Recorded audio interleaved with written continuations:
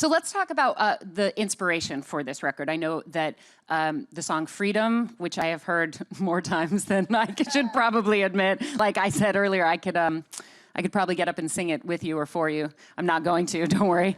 But it's such a good track, both that and Common Ground, which is the other one that I had early access to.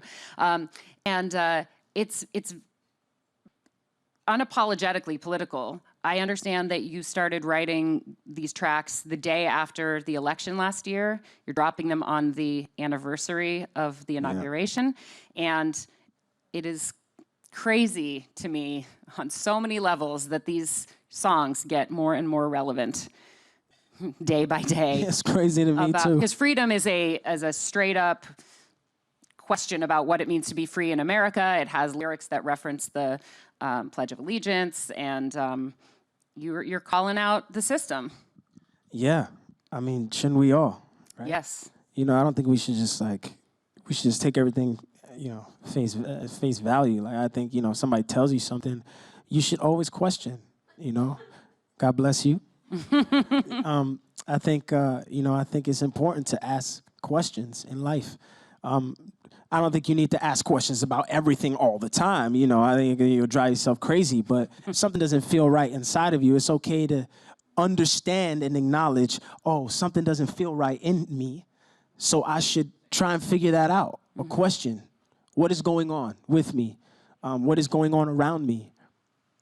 And ask yourself those questions, and don't be afraid of the answers, and don't be afraid of what you might need to do to make things right for yourself and do the right thing for the people around you. I'm glad you're wearing your I Stand With Immigrants shirt. All day, baby. I know that you were involved in the charity single that Lynn put together for Puerto Rico hurricane relief. Did you go down there? Yeah, I went to Puerto Rico twice. I went to Puerto Rico with an organization called the Maria Fund, who I am working with now. Spike and I collaborated, and we took a photo, and he put on sale these shirts that I wear, and she's got to have it. These Afro Boricua shirts, and they sold out. We raised a good amount of money for the Maria Fund, and it's just like, now I'm just finding creative ways to continue to do that and continue to contribute to what those guys are doing. And I was blessed enough to go down to Puerto Rico and see all the amazing things that they're doing, but also see how it just made me that much more, that made me even proud, more proud to be Puerto Rican. Mm-hmm. I was like, wow, I thank God I was born Puerto Rican. You know what I'm saying? To see not only how hard those people work, and how there's this attitude of we're not going to wait on anybody, but it's also but we're going to do it with joy.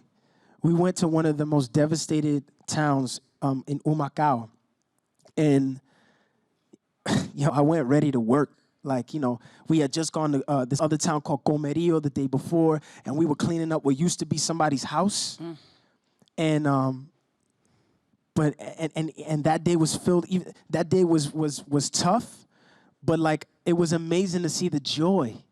It was so incredible to see how joyous these people were in the midst of their turmoil. And then the next day we go ready to work to Humacao, and the two people running this kitchen is called these mutual social kitchens that they have, that they're putting in each one of the towns that are devastated the most, and feeding the communities. All you got to do is just come in and trade something in, and you get fed. Whatever you have, and as soon as I come, I get there. We get there, me and two other friends, and they're like, "¿Qué tú quieres comer? What you want to eat?" Their first question, these are people in need, and they're asking me, what do I want to eat? Mm-hmm. And I was scratching my head, and then the people running the place, this couple, they come, and we're like, yo, we're ready to work. They're like, nah, come to the crib, let's have a drink. Yeah. In the midst, there's so much work to do, and even in the middle of that, they're like, nah, let's get to know each other. Let's have a drink. Let's have communion. Let's chill, And I was like, yo, why can't we be like that here? Yeah.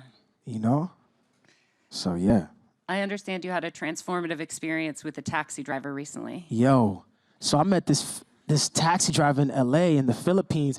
I mean, it's just amazing, like, how I'm coming across so many amazing people.